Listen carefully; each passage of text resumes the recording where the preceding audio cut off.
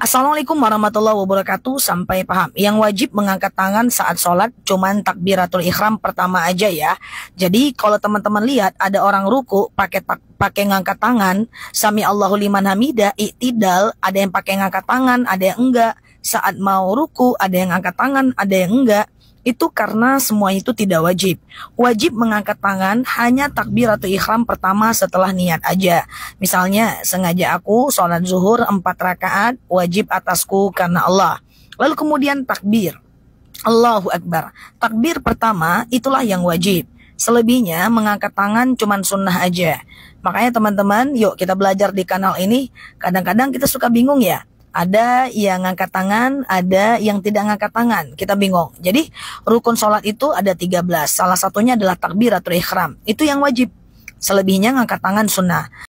Ada hadis riwayat dari Abi Hurairah yang menjelaskan tentang Ruwaibidah.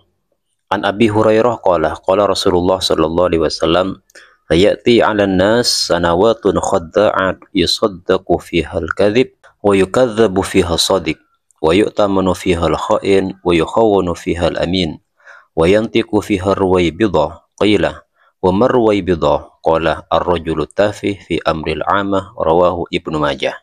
Dari Abu Hurairah, Rasulullah Shallallahu Alaihi Wasallam bersabda, akan datang tahun-tahun penuh dengan kedustaan yang menimpa manusia. Pendusta dipercaya, orang yang jujur didustakan.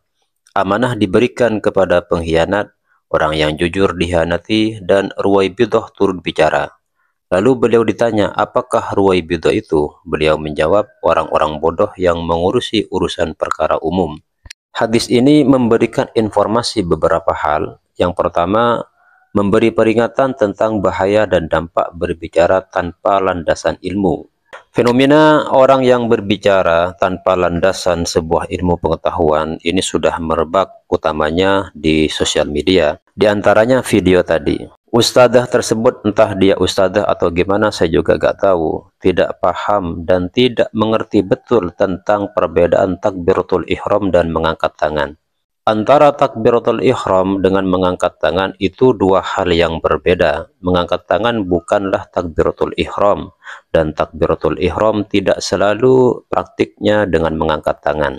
Jadi yang dimaksud dengan takbiratul ihram adalah takbir pertama sebagai iftitah atau pembuka ketika kita sholat, dengan membaca Allahu Akbar. Jadi Allahu Akbar yang kita baca sebagai pembuka sholat itu namanya takbiratul ihram. Kemudian takbir-takbir selanjutnya seperti takbir ketika kita ingin sujud, kemudian juga ketika ingin ruku, serta takbir perpindahan dari satu rukun ke rukun lain itu istilahnya takbir intiqal atau takbir pindah rukun. Lafalnya sama, yaitu Allahu Akbar, cuma istilahnya berbeda. Kalau yang pertama istilahnya adalah takbiratul ihram.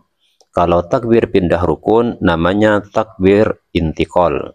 Nah, semuanya antara takbiratul ihram dan takbir intiqal itu tidak ada kewajiban mengangkat tangan. Jadi mengangkat tangan itu semuanya hukumnya sunnah, baik itu di takbiratul ihram maupun takbir intiqal. Semuanya sunnah, tidak ada yang wajib.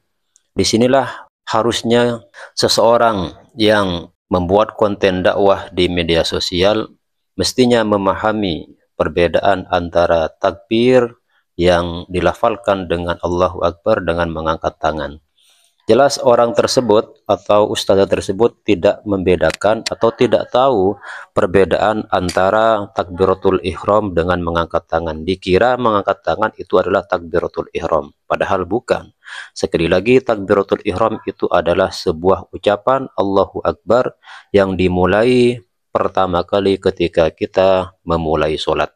Nah, ketika melakukan takbiratul ihram, maka tidak ada kewajiban mengangkat tangan. Salah fatal kalau mengatakan mengangkat tangan disebut takbiratul ihram dan wajib dilakukan ketika kita memulai sholat. Ini adalah pemahaman yang fatal, yang menyesatkan, harus dikanter mulai sejak dini. Semoga ustadzah tersebut menarik postingannya dan meminta maaf kepada publik karena telah memberikan pemahaman yang salah. Alih-alih dia mau menceritakan atau menjelaskan hal yang benar, justru dia telah melakukan kesalahan yang fatal. Semoga video ini bermanfaat. Wassalamualaikum warahmatullahi wabarakatuh.